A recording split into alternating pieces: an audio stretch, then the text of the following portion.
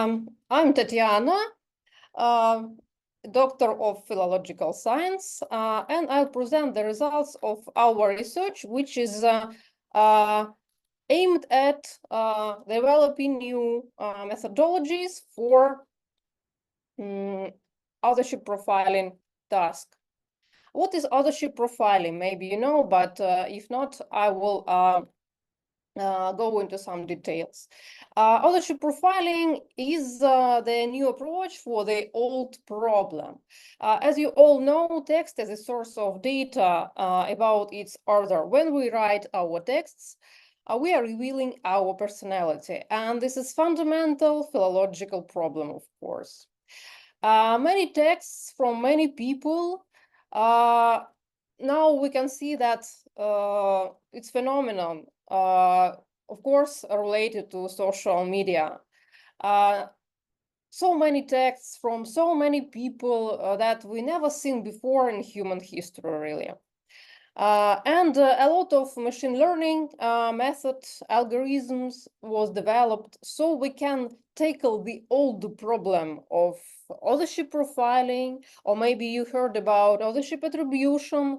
This is the task. This is quite different task, but they are quite related to each other. When we mean authorship attribution, it's the identification of text author. For example, we want to know who wrote some texts. This is the problem of authorship attribution. But there is another problem, which is authorship profiling. That is, we want to understand something about the author, not exactly who wrote the texts, but what personality traits, what gender, what age group of the author.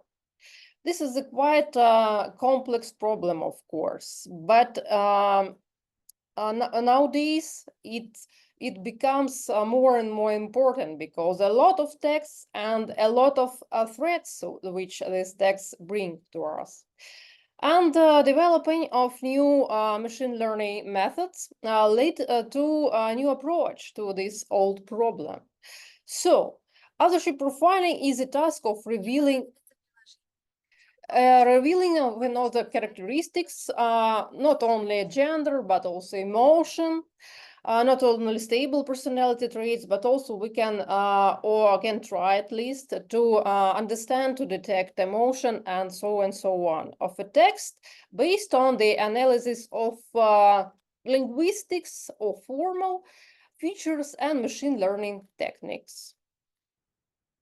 Authorship profiling is a task of great theoretical and practical importance. It's widely studied now, and a series of hackathons has been devoted to this task in its different aspects. So you can check this on this site, where the teams from all over the world try to solve the problem, for example, as gender identification, what are the gender of the authors of social media texts, what are possible solution for identification of the cases of imitation of the other gender, and so on. We can imagine different scenarios where in social media, especially, for example, author try to imitate its personality with some not very good reasons. And there are scientific initiatives which try to solve this problem as a machine learning problem and task. So identifying the characteristic of text author is a task of great importance in marketing, sociology, forensic psychology, and so on. You can imagine different kind of fields where we are facing this problem.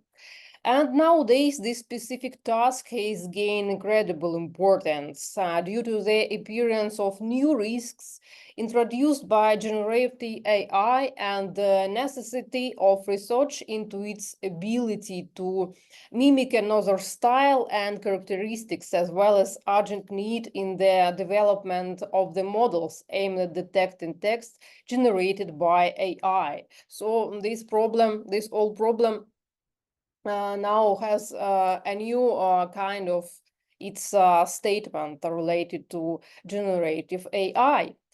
And common approach to authorship profiling task is using a set of features such as, for example, 100 most common words in our data set, or most common symbols, part of speech, and so on. We can also use word and character engrams, collocation, words from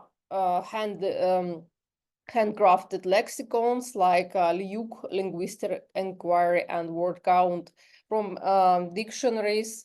We can use sentiment feature and so on and so on. There were a lot of types of feature introduced to solve this task. Then we calculate this feature from text in some way and supply these values to classifiers. For example, support vector machine, random forest.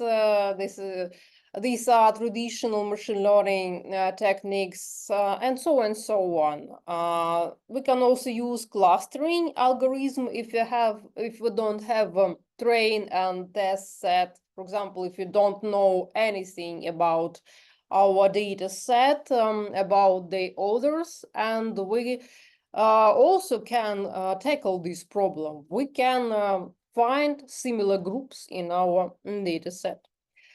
Nowadays, as you can imagine, deep learning approach is popular to solve this problem, but I'd like to highlight this citation because which is very surprising, but given the achievement of deep learning strategies in other NLP, which is natural language processing task, for authorship profiling, deep learning architectures regularly underperform, left behind by classical machine learning approaches, and our research has the same results. So it's very complicated and interesting problem because brand new methodology, including the use of large language model, cannot solve this problem so easily, and approaches developed earlier are more effective. It's quite untypical situation in NLP. But current methods have drawbacks. Features can be related to topics, not to text author per se. We can detect not the personality traits, but we just can detect topics, which is not the case here. Results are not so easily interpretable, especially for deep learning models or engram of symbols. Many of features are not justified theoretically, and those which are theoretically driven are often dependent on text length and content of our texts. I mean dictionary approach here. In author trait prediction in the wild, of course, we are craving not for model accuracies, but for interpretation. And despite there are a lot of papers in computer science dedicated to this problem, they still lack explanation approach. They often don't care about their interpretation of the results, but they highlight the classification accuracies of their methodology, and this is the main drawback of current approaches. So we developed new approach which consists of several parts. We introduced new type of features for authorship profiling task, which are characteristics of individual word meaning extracted from language models. Our unit of analysis was the context of usage of most frequent content words, which are considered the most important in mental lexicon and language consciousness. These are such words as love, woman, male, religious, and so on, the basic word of the culture. And the context of their usage, 5 words before and after given words were taken as a unit of our analysis. Text was taken from Rus dialect database, which supplied with text and other metadata. And a set of neurobiological features related to individual word meaning were extracted for the first time. I have a pleasure to introduce this database. Maybe you can use it in your own research. Rus dialect database is freely available. And in presentation, you will see the link to this site. You can search for the attribute of the authors, which is gender, age, their personality trait score. It was collected during our experiments, and all the author gave written consent to use their metadata, and they are anonymized. But still, you have metadata to understand and to research the problem of the personality reflection in their texts. So you can freely use this database in your research. As a method, we use concept mover distance. For each context of context word, we calculated 46 parameters reflecting different components of individual word meaning. We were using data from neurobiological research. You can use the link here, which helped us to describe individual meaning depending on the characteristic of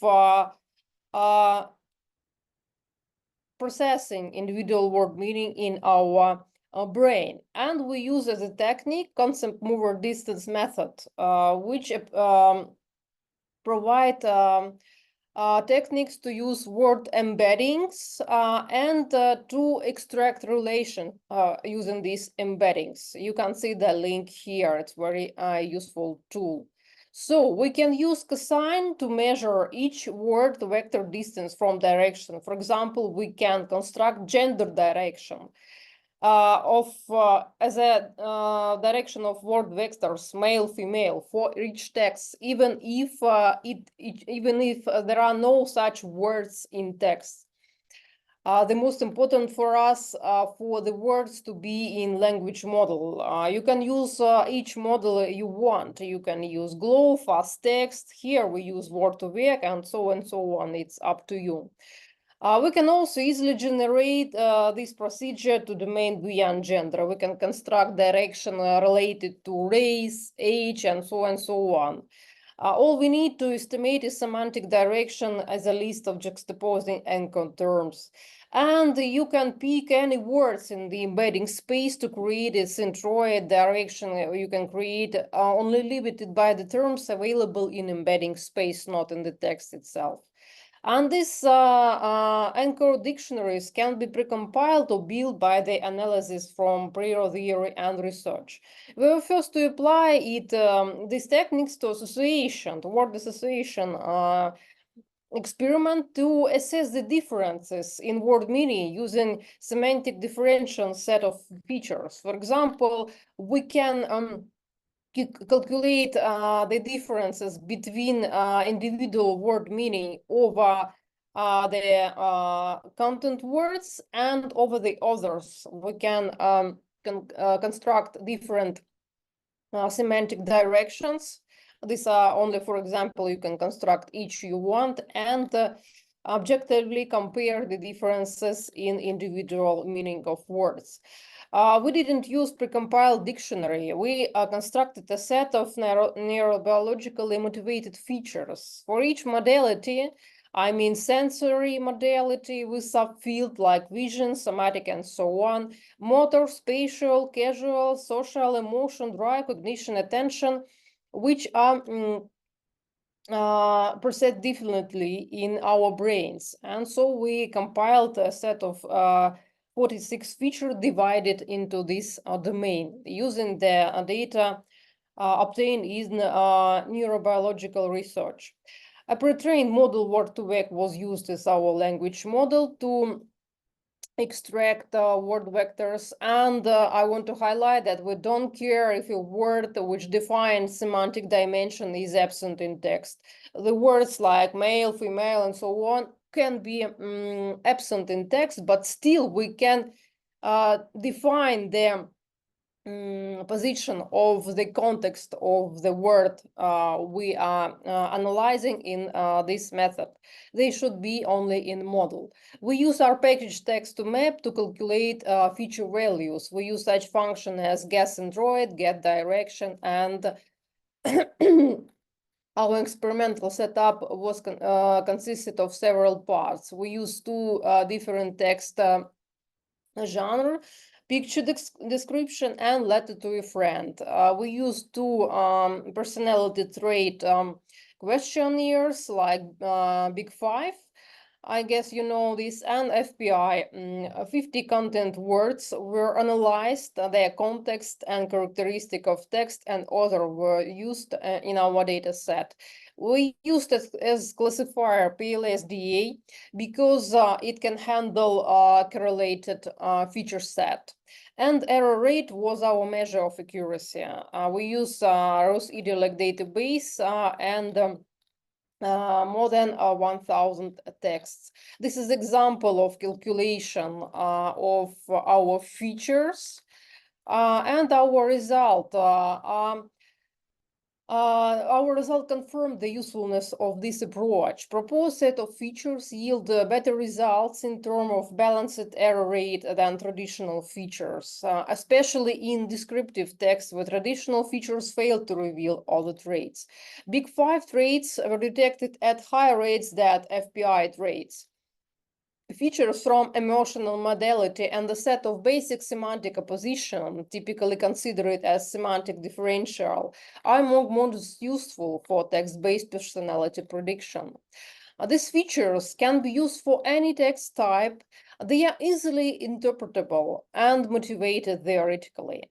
They can be applied not only for text, but for word association, reaction, and comparison of the results.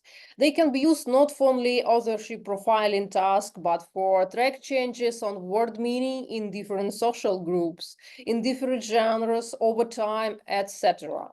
They can be used not only by linguists, but by marketing specialists and so on. And limitation of this approach are imposed by language model in use and by the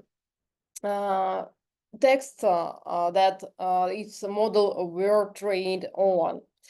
I want to highlight references to this work where you can find the details of our methodology. And of course, I'd like to share the resources because from each presentation, you need to take something with you. And I highlight the our database RusIdiolect, which you can easily assess. And we also created RuPairs word association data set. It's really available too. It consists not only word association reaction, but also it consists of metadata about authors like their personality traits and reaction time.